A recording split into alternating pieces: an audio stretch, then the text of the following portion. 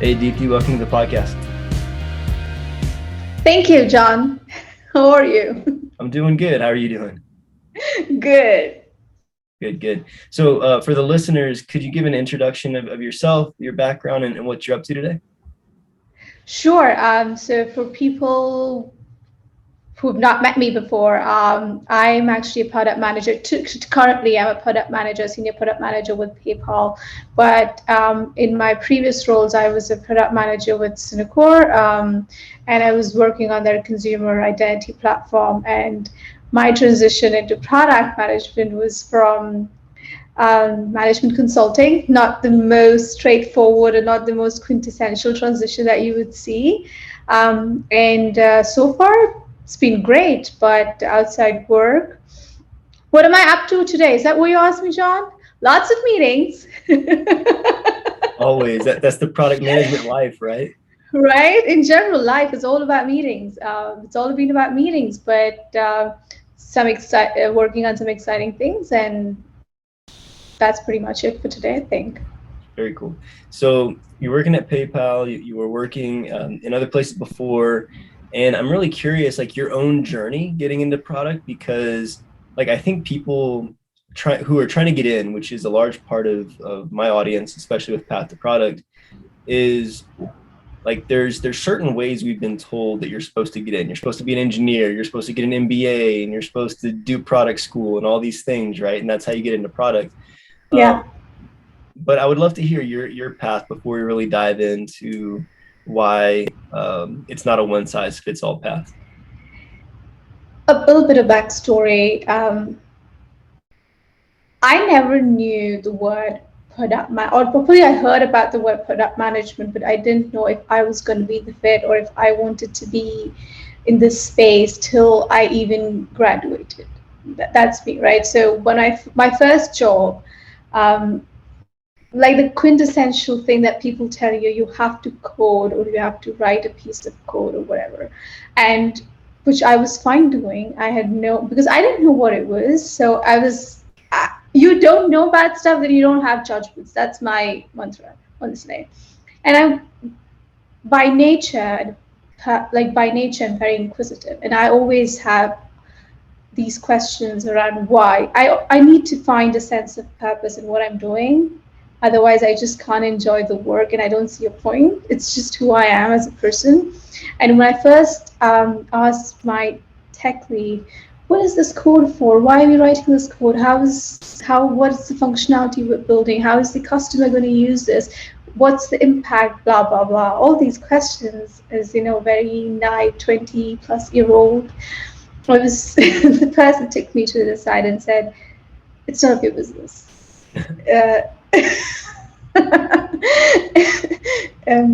You should not care about what it's being used for. You've been given a job and you just do it. And that didn't gel well with me. I mean, it's just not who I am. And eventually then I was like, okay, who will answer these questions? If not you, somebody else. And it was usually the business analyst. In a typical management consulting scenario, right? The business analyst or a consultant. And somehow I wanted to be, if I didn't have a person to answer my questions, I wanted to be able to answer them for myself. So that's how from, a traditional, even the management consulting side, I moved into more business, client facing end of things. And I had a lot of friends who then did MBA and who were product managers. And we generally talking about what you were doing, because even as a consultant in management, in that scenario, in that consulting setup, I was missing something. Because, your discussions are limited to a feature or a problem, a change request, an incident. There's a bigger picture of for why you're doing things. And I was curious about, in my quest, I realized that it was that bigger picture I was always curious about. Mm-hmm. And so when I came out of management consulting, when I did my master's here in the US, I had two options: to go back to do what I'm doing, or find a space where I could answer those bigger questions, because I know I could get bored very easily. And that's when, this is back in 2018, 2019, management consulting was picking up. I mean, probably you were starting to look at people who were not the MBAs, right? So, and when I did my entire 1 semester course, thesis and research on software product management and IT strategy, that was more for my discovery. You can call it my ideation phase. But that was my discovery in me trying to understand the space one, whether it's going to answer my questions and whether I was fitting in. So here I am. Nice. And so now that you've been in product for a while and you've talked to many other product managers, well, has that, I guess, preconceived notion of how to get into product held true, or have you seen other PMs take different paths or unique paths into product? Like, what's been your experience there?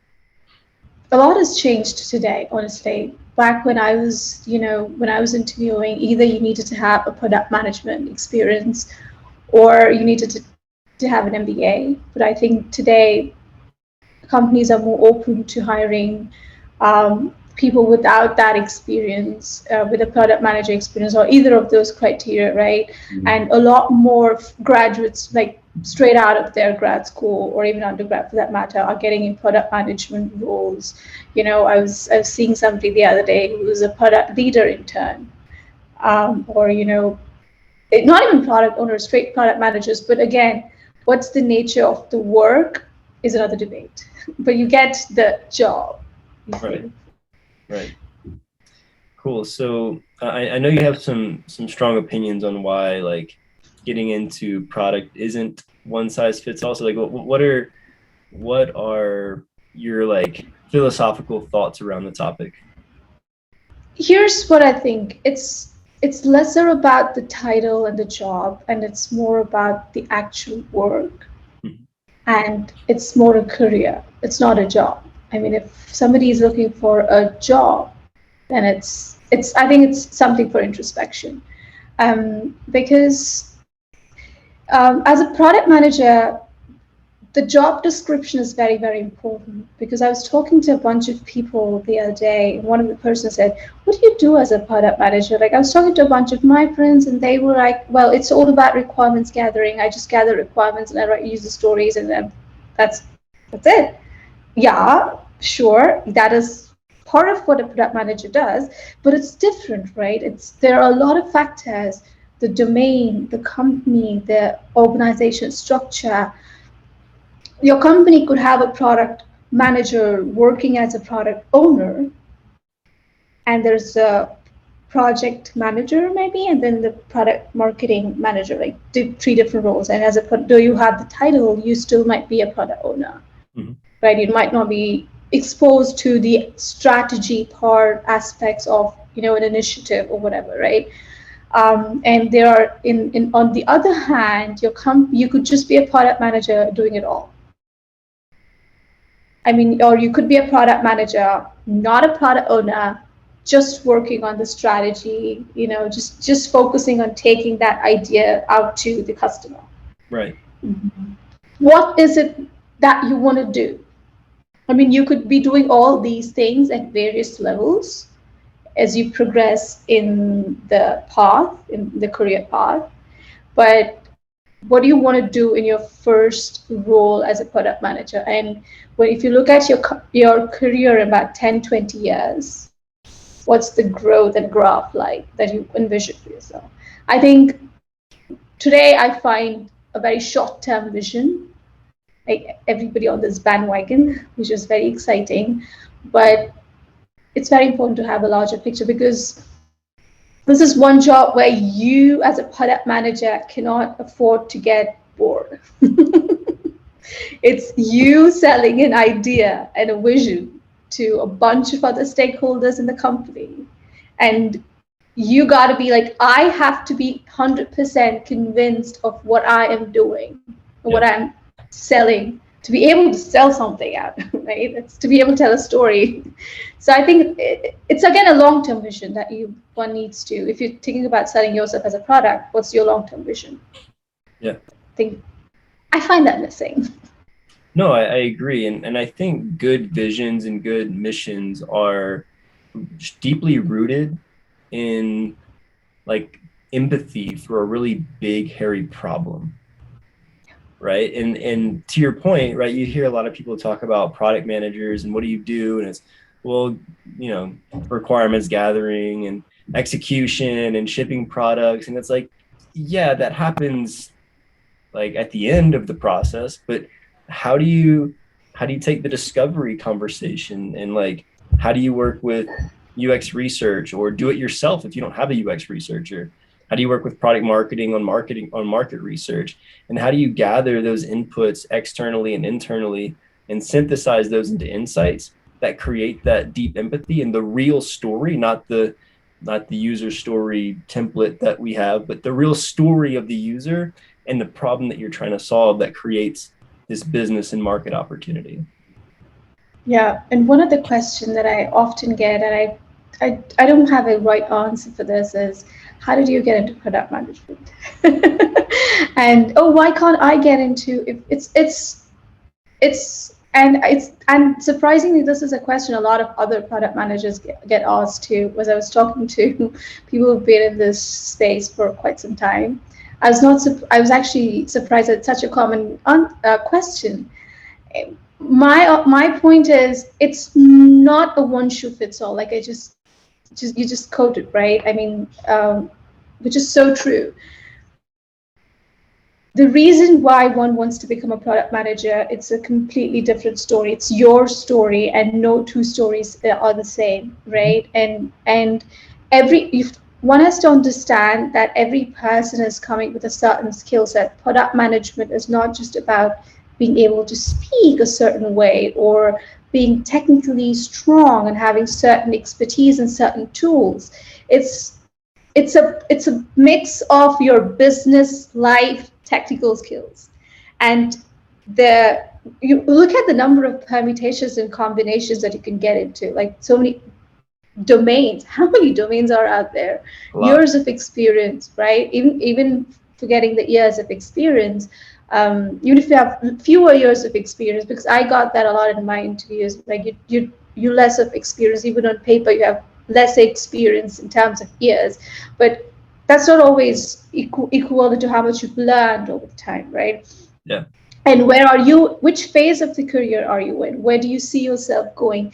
These are questions that every person has different answers to. I don't know two people who have the exactly same answers, right? So it's not a straight path for everyone. Right.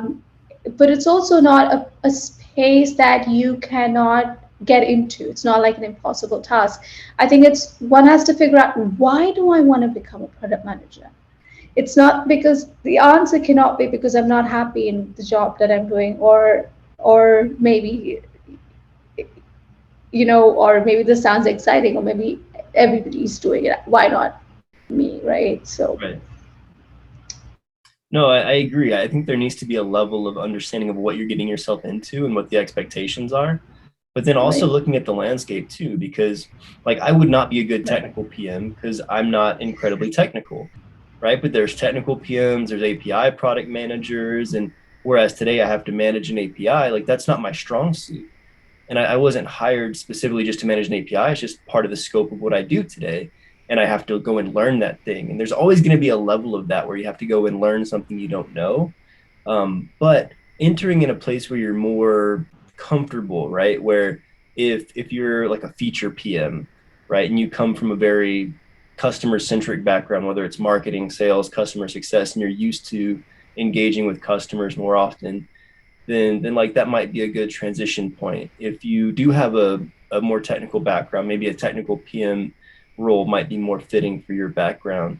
So I think it's just understanding the landscape, asking yourself the right questions, like you're saying about what do I want, why do I want to get there, and then what are the core skills and core experiences I need to show that I can do this job well. Also, right, I was talking to one other person the other day, and we were just discussing the profile. Because that person again wanted to transition into product management, and he said I was in the I love the entrepreneurial space. I've been in a startup, and we've done this. Oh, that's essentially what a product manager does. I'm like, hey, one thing, if that work excites you, and you think there is a lot of scope uh, in a startup, don't go behind the titles. I think you should genuinely do that. Like, because when I was looking for my first product manager job, my goal was to get into the broader product space. Yeah. I hopefully I will not retire. I don't have plans for retiring till about I turn 60, so I have a couple of decades before I can retire, right?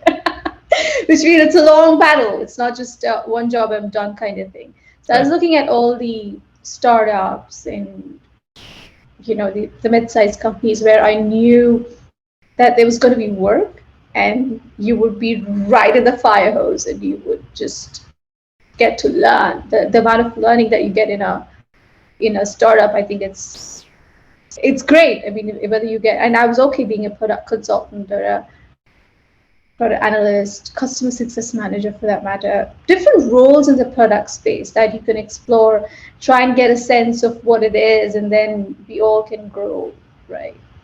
Yeah. So I think it's more about the work and the job itself. Agreed. Than it is about the title. The title. No, I completely agree, because I think, to your point, and you said this already, but just to reiterate, because it's so key to understand, is that every PM job, whether you're, no two job descriptions with the product manager title is going to have the exact same scope of responsibilities. There will always be overlap, and there's always core aspects of product management, but the job won't always be the same. Exactly. And to someone who hasn't been in product, that might not make any sense. But to give you an example, right? So like in my last company, I was a product manager, right? That was my title.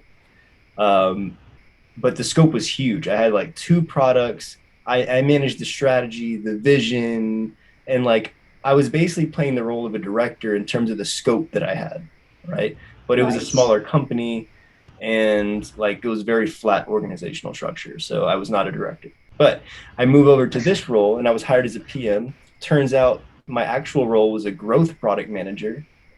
And now I'm worried about like conversion, like funnel conversion metrics, but there's also completely different metrics. Yeah. And like there's an aspect of core product that I do, but it's mostly focused on growth. But like the job description, you wouldn't have been able to tell.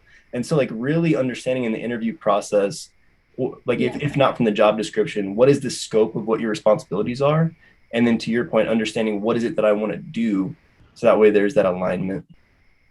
I so agree with you. I couldn't have said it better. I think you said it great. I just want to share my own personal experience because it's pretty recent. So. No, it's actually very true, right? So, and this is another thing that very interesting that you brought up, the concept of interviews.